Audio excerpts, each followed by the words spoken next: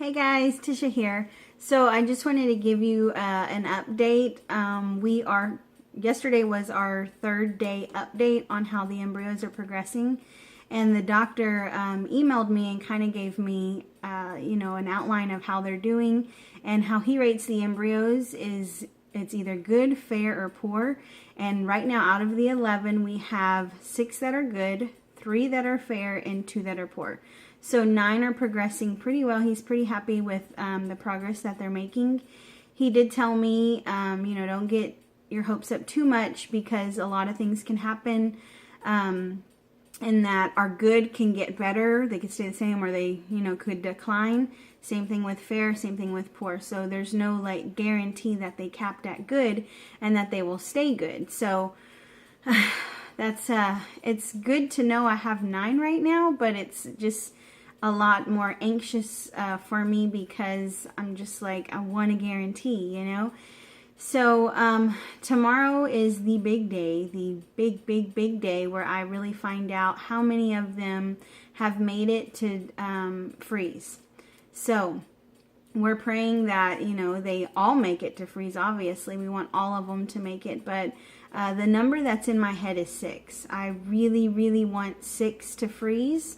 That way we can go multiple rounds if I need to. Obviously, my journey and this whole path has not been easy. Something has always gone wrong. We've had some kind of complication or roadblock that's just stopped us, or prevented us from being successful. So if we have 6, then we have chances for multiple rounds if needed. So we're praying that we have at least 6, but I will still rejoice and thank God, and just be thankful if we just have 1. So my chances look good, but I am on a Facebook infertility support group, and I follow their journeys, and some girls can get 23 eggs, 17 fertilized, and 2 make it to freeze. So I don't know, it's a numbers game, and I just have to wait it out and just see, what's my number, what's my chance. So again, I'm just hoping and praying for 6, but I will be happy with anything. The worst thing that can happen is that we have none. We have none to freeze. And if that happens, I'm going to be completely devastated, because I don't know what to do. I won't know what to do. We can go a whole nother cycle and do all of the medications again. But like I told you in the last video, if my eggs aren't good, what are my chances? We could be doing this again. So I really, really hope that I don't have to face that, because if we do have to face that, we're either going to do that again, which is very expensive. I don't want to have to repeat that, because that's very, very expensive to do again, or we just may face the fact that we may just have to adopt. So, which I'm fine with that, but obviously I want my own kids. I want them that come from us, but I'm just going to do whatever God has me to do. The other side of that is that, we have plenty to freeze, and we have multiple rounds to go. Ideally, if we can get pregnant on the first frozen transfer, then, we would love to have twins. That would be so great. That way I don't have to do another round for a second kid. But if we do that and we have twins, or we have one and then years later we decide to have another, the other embryos that we have, they have methods of, I don't want to say discarding them, because that sounds so horrible, but methods of releasing them.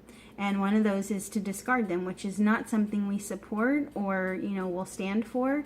So that's obviously off the table, not something we're going to do. Another thing you can do is donate them, which is fine too. That's an option. But the one that my heart is pulling for, and this is ideally, I'm speaking in future terms here, hoping that I have plenty, but the other option is to adopt them out. You can do an open adoption or a closed adoption, and obviously, as hard as I've worked and as much money as I've spent, I'd want an open adoption, and we can pick our family and we can bless people with our kids. And that just feels so weird to me, because out of 14 years trying to get them here and then them be here and not with me makes me, a little sad. But one thing that I do know is that a lot of infertility couples or people who struggle with infertility, they will be amazing moms. You know, their heart is just in it, and that's their desire. It's that one thing that completes them and their family. And my opinion is there is no greater mother than one who struggled for infertility, because they loved their baby way before it was ever here, and they loved them even when there was a little small glimpse of hope for them. Not to say regular mamas aren't like that, but I can say for experience, you know, I know that I would be a good mom, you know, and I know a lot of women that are struggling with this would be a great mom. So if I can bless others, it would be like a full circle for me. It would be not only that I beat infertility by getting pregnant, which I'm speaking in the name of Jesus, let that be. Not only did I beat infertility by hopefully having kids and getting pregnant, but I was able to give back, you know, and for me that would bless me as much as it would bless them. And with that family, I would love to be there for them. I would love to help them financially as they go through the journey. I would love to be there just with everything, you know, because again, all these years trying to get my kids here and then them be here, I want to be a part of their life, you know. So that looks like the best option for us. If we can just get there, that would be so great. But I'm just praying. Tomorrow's our big day, and I just pray I have something to freeze, because if I don't, y'all, I'm gonna be devastated. I'm gonna be okay. I'm gonna be all right. Nobody call the cops, because I'm not, you know, suicidal. That's not it. But I'm gonna be crushed. I'm gonna be hurt. I'm gonna mourn. I'm gonna be sad. And depending on, you know, what that outcome is will depend on how soon I make another video, because last thing I want is to get on here and start crying. Again, that's just not cool for me. But we're just going to think positive and speak positive and say that I'm going to have enough to freeze, and then we'll go from there and see what's next. So you guys just keep me in your prayers. Just keep lifting me up and praying for peace with whatever the outcome is. I really thank God that I've been able to experience this much. You know, I could have been shot down a long time ago, because there were so many open doors for God to just say, you're done, this is it, you're out. But He didn't. He allowed me to experience the next step. Maybe not at the pace and rate that I wanted to, but He's let me experience this much. And for that, I am so grateful, because as of right now, I have 11 babies. 9 that are progressing well, but I had 11 babies, and I would have never, ever, ever, oh my gosh, I hate this. I would have never been able to say that without this journey. So I thank God for IVF, and I thank God for the knowledge that He's given the doctors, because in this moment, I'm a mom of 9 kids, 11 kids, and I'm so thankful for that. So I'm going to live in the moment today and just enjoy it, and think of maybe 9 or 11 names, because I'm weird like that.